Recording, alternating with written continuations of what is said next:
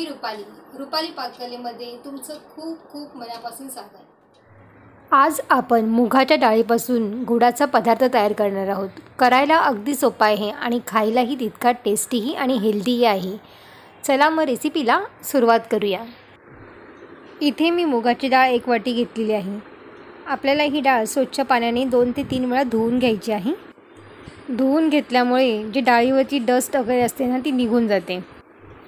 हे बघा तुम्ही इथे बघू शकता। इथे आता डाळ मी स्वच्छ पाण्याने धुवून घेतलेली आहे आणि आपल्याला याला कोरडी करून घ्यायची आहे। पूर्ण पाणी काढून याला एका चाळणीवरती सुकायला ठेवायची आहे। बघा अशी कोरडी करून घ्यायची आहे। तुम्ही फॅन खालीही एका सुती कपड्यावरतीही घालून सुकून घेऊ शकता, पण इथे मी चाळणीमध्येच घेऊन याला सुकून घेतले आहे। बघा तुम्ही बघू शकता तेही अशी कोरडी झालेली आहे। हे बघा हातालाही आपल्या लागत नाही आहे। आता एका कढईमध्ये ह्याला आपण भाजून घेणार ते। बघा लो फ्लेमवरतीच आपल्याला याला सतत हलवत राहायचं आहे। डाळ आपल्याशी कोरडी झाली पाहिजे। बघा ह्यातलं जो मॉइश्चर पाणी जे असतं ना ते पूर्णपणे निघून गेलं पाहिजे। सतत ह्याला असं हलवत राहायचं आहे, ह्याला करपू द्यायची नाही आहे। स्लो गॅसवरतीच आपण ह्याला सतत हलवत राहायचं आहे। डाळीचा कलर थोडासा चेंज झाला ना की गॅस आपल्याला बंद करून मिक्सरमधून याला बारीक वाटून घेणार आहोत आपण। बघा तुम्ही बघू शकता आता मिश्रण थंड झाल्यावरच आपल्याला मिक्सरमधून बारीक वाटून घ्यायचं आहे। इथे मी मिक्सरमधून बारीक वाटून घेत आहे।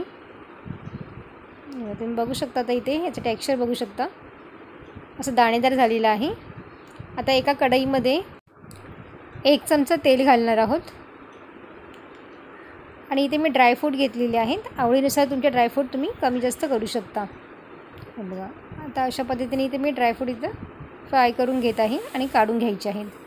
आता त्याच कढईमध्ये इथे मी 2 चमचे रवा घेतलेला आहे। हा बारीक रवा आहे आणि 1 चमचा मी तूप आणखीन घेतलेला आहे। बघा आणि ह्याला खमंग असं भाजून घ्यायचं आहे आणि नंतर आपल्याला 2-3 मिनटानंतर हे पीठ घालून घ्यायचं आहे डाळीचं आणि व्यवस्थित असं परतून घ्यायचं आहे। ह्याला थोडं थोडं करून तूप घालायचं आहे। सर्व बाजूने एकसारखं असं ढवळत राहायचं आहे। मिश्रण आपलं थोडं कोरडं वाटत आहे, त्यासाठी मी इथे 1 चमचा पुन्हा तूप घालत आहे आणि व्यवस्थित आपल्याला याला परतवायचं आहे। एकसारखं असं हलवत राहायचं आहे। तेव्हा तुम्ही बघू शकता आता 5 मिनटं मी याला परतून घेतलेलं आहे। गॅसची फ्लेम आपल्याला स्लो ठेवायची आहे आणि स्लो गॅसवरतीच याला पुन्हा 2 ते 3 मिनटं परतून घेणार आहोत। डाळीच्या पिठाचा कलर थोडासा चेंज होईपर्यंत आपण याला परतून घेणार आहोत। आता आपल्याला इथे अर्धी वाटी पाणी घालणार आहोत। थोडं थोडं करून असं पाणी घालून घ्यायचं आहे आपल्याला।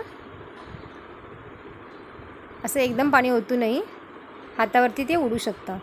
बघा असं 1-2 मिनटाने पाणी घालून याला 2-3 मिनटासाठी झाकण ठेवून द्यायचं आहे। 2-3 मिनटानंतर आपण बघूया। आता बघा मिश्रण आता मस्त आपलं तयार झालेलं आहे आणि पुन्हा आता ह्याच्यामध्ये आपल्याला दूध घालून घेणार आहोत आपण। इथे मी 1.5 कप दूध घेतलेलं आहे।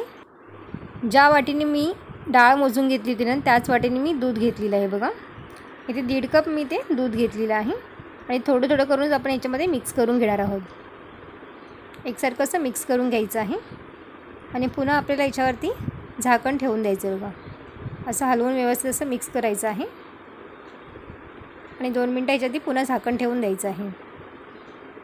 2 मिनटानंतर तुम्ही बघू शकता आता हे मिश्रण आपलं तर हे तयार झालेलं आहे आणि त्यामध्ये आपल्याला 1 वाटी साखर घेतलेली आहे। ज्या वाटीने आपण डाळ घेतली होती त्याच वाटीने आपल्याला साखर घ्यायची आहे। जितकी डाळ असेल ना तितकी साखर घ्यायची आहे आणि ते मी केशर घातलेलं दूध घेतलेलं आहे इथे ते घालणार आहोत। पुन्हा आपल्याला 2-3 मिनटं ह्याला परतून घ्यायचं आहे।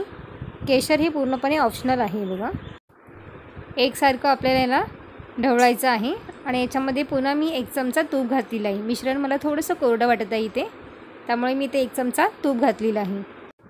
पुन्हा आपल्याला ह्याला 2 मिनटं झाकून ठेवायचं आहे आणि व्यवस्थित वाफवून घेणार आहोत आपण 2 मिनटासाठी। 2 मिनटानंतर आपण बघूया इथे। बघा आता आपला हलवा हा तयार झालेला आहे। तुम्ही बघू शकता आता इथे हलव्याचा कलर बघा किती छान आलेला आहे आणि याच्यामध्ये आपल्याला 1 चमचा वेलची पूड घातलेली आहे मी आणि वरून आपल्याला ड्रायफ्रूट घालायचे आहेत। ड्रायफ्रूट आणि वेलची पूड ही मिक्स करून घ्यायची आहे आणि गॅस बंद करून 2 मिनटं झाकून ठेवायचं आहे. खाण्यासाठी हलवा आपला आता हा तयार झालेला आहे. तुम्हाला ही रेसिपी कशी वाटली मला कमेंट्स करून सांगा. आवडल्यास लाईक करा, शेअर करा आणि माझ्या चॅनलला जर तुम्ही सबस्क्राईब केलं नसेल तर सबस्क्राईब करा. पुन्हा भेटू अशाच एका नवीन रेसिपीमध्ये. तोपर्यंत मस्त खा आणि स्वस्त रहा.